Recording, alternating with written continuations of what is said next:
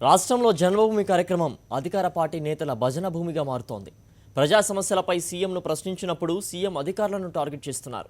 మరోవైపు సమస్యలను నిలదీసిన ప్రతిపక్షాలను నిర్బంధాలతో అడ్డుకుంటున్నారు. ఏపీలో జన్మభూమి మా ఊరు కార్యక్రమం లక్ష్యం పూర్తిగా గాడి తప్పింది. సీఎం చంద్రబాబు భజనకే పరిమితమైంది. ఓవైపు రాష్ట్రం ఇబ్బందుల్లో ఉందని చెబుతూనే కోట్ల రూపాయల ఖర్చుతో ఈ కార్యక్రమం లక్ష్యానికి ఆమడ దూరంలో కొనసాగుతోంది. ప్రచారం పొందడమే ఏకైక లక్ష్యంగా సీఎం ఈ నెల 2న 3వ విడత జన్మభూమి కార్యక్రమానికి శ్రీకారం చుట్టారు. జన్మభూమి మా ఊరు నిర్వహణకు అధికారికంగా 13 కోట్ల రూపాయలు ఖర్చు చేస్తున్నా అనధికారికంగా అది రెండింతలుంటుందని అధికార వర్గాలే పేర్కొంటున్నాయి.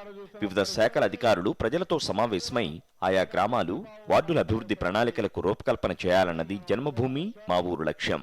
జన్మభూమి సభల్లో పింఛన్లు, రేషన్ సరుకులు మాత్రమే పంపిణీ చేస్తున్నారు. జన్మభూమి కార్యక్రమం ఉన్నా లేకపోయినా ప్రతి నెలా వీటిని పంపిణీ చేస్తుంటారు. గతంలో అధికారంలో ఉన్నప్పుడు తాను మాత్రమే సమర్థంగా పనిచేస్తున్నానని, అధికారులు ప్రజలను వారి సమస్యలను పట్టించుకోవటం లేదన్నట్లుగా చిత్రీకరించిన చంద్రబాబు ఈసారి కూడా అదే తంతు కొనసాగిస్తున్నారు. రోజు ఏదో ఒక చోట ప్రజల సమక్షంలో అధికారులపై ఆగ్రహం వ్యక్తం చేస్తున్నారు. జన్మభూమి కార్యక్రమంలో భాగంగా సీఎం జిల్లాల్లో పర్యటించే సమయంలో విపక్ష నేతల నిర్బంధం రోజూ కొనసాగుతోంది.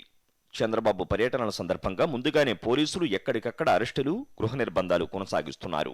ఒక ప్రతిపక్ష పార్టీ శాసనసభ్యులుగా నాయకులందరూ కూడా ప్రజల పక్షాన ఖచ్చితంగా మమ్మల్ని ఎదుర్కొంటారు, మమ్మల్ని నిలదీస్తారని ఒక అభద్రతా భావంతో ఈరోజు ప్రభుత్వం మనకు హౌస్ అరెస్టు మరియు ప్రివెంటివ్ అరెస్ట్ చేసిందని కూడా మేమైతే భావిస్తున్నాం.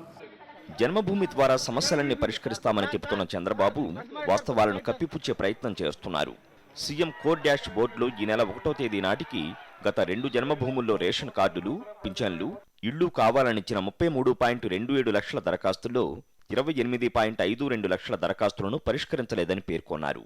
ఈ విషయాన్ని సాక్షి దినపత్రిక ప్రచురించింది. దీంతో వాస్తవాలు వెలుగులోకి వచ్చాయని ఆందోళన చెందిన ప్రభుత్వం ఆ రోజు సాయంత్రానికి సీఎం కోర్ డాష్ బోర్డు నుంచి ఆ సమాచారాన్ని మాయం చేసింది. ప్రచార ఆర్భాటాలతో జన్మభూమి నిర్వహిస్తున్న ప్రభుత్వం ప్రజా సమస్యల పరిష్కారంలో చిత్తశుద్ధి చూపడంలో విఫలమయ్యారని ప్రజల ఆగ్రహం వ్యక్తం చేస్తున్నారు.